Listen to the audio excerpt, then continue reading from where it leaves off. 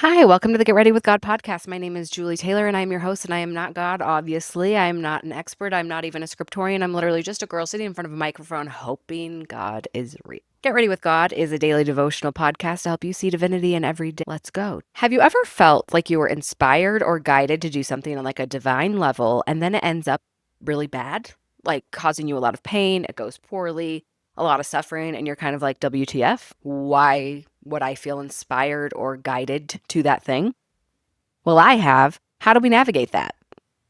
There was a situation in my life years ago where I felt so inspired to do something. I felt so guided to it. A lot of like divine intervention. Like it just felt like things fell into place and it was this huge thing and it was going to be so great. And it ended up being one of the worst experiences of my life that lasted years. It ended up being really, really terrible. And I was so confused because I felt inspired to do that. I felt guided to that experience.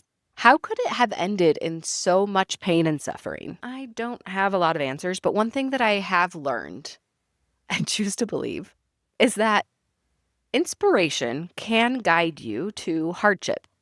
It can guide you to things that end badly. It can end up in pain and suffering. However, it won't leave you there. Inspiration will also guide you through it. One of the big questions that I always go back and forth on is like, does everything happen for a reason? I think people have agency, so sometimes bad things just happen. And I don't think God's literally playing chess with every person, every experience, everything. I think sometimes things just happen because people can make their own choices, right? But what really gets me is you start to question yourself, right? Like, wait a minute. If I felt inspired to do that and it ended that way, then how can I trust myself or my inspiration or my divine guidance in any other situation because that ended badly? Interestingly enough, I don't feel this way around like losing my child. Like I felt very guided and inspired to get pregnant with Simon and he ended up passing away. I don't feel that way about this situation. That's not the one I'm referring to. I just think that we like to claim inspiration when things go really well. We love to tell the story of I felt guided to not take that road, and then there ended up being a car accident on that road, and I was saved and I was spared. And we're all like, oh, inspiration, divine intervention, how cool. But there are times when we feel like we're going to do the right thing, we're doing the right thing, we're guided to a situation and it ends badly. And we just don't like to tell those stories as much because they leave us feeling confused and not trusting ourselves and, frankly, not trusting God. So, what do we do with it? Why? Why? We always just want to understand why. But what if we looked at this and we don't want to live our whole lives with every time we feel inspired or guided to do something, there shouldn't be this caveat of, and that means it's going to go perfectly well, right? That means everything's going to be okay, right? That's not how God works. It would be nice, but it's not. So I think there's a bit of trust building of when we feel inspired or guided to do something, we just do it and we release the results. We say, okay, I will do it. And it doesn't actually matter what the outcome is. Trust the guidance. Trust that you were guided to do it. Trust the inspiration. Let the meaning follow. Maybe it will take your whole lifetime. Maybe you'll never quite understand why. There is something to that. Learning to trust yourself and trust God without the results needing to be a certain way. I think that's important. I think that's something we should hold on to. But I want you to think about that time. I want you to think about the time that you were guided or inspired to do something and it didn't go well. What happened next? Were you abandoned by God? Were you left there to suffer and just squander? No. I would guess, and I'm making assumptions about you, but I know in my situation, I was guided to it, but then I also was inspired on how to get through it and out of it. It was a very God guided experience to get out of the situation as well. And in this specific case, I learned a lot, and I do think that I needed the experience.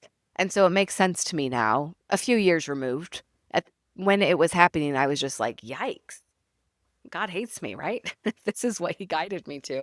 If this is what he told me to do, then am I being punished? Maybe.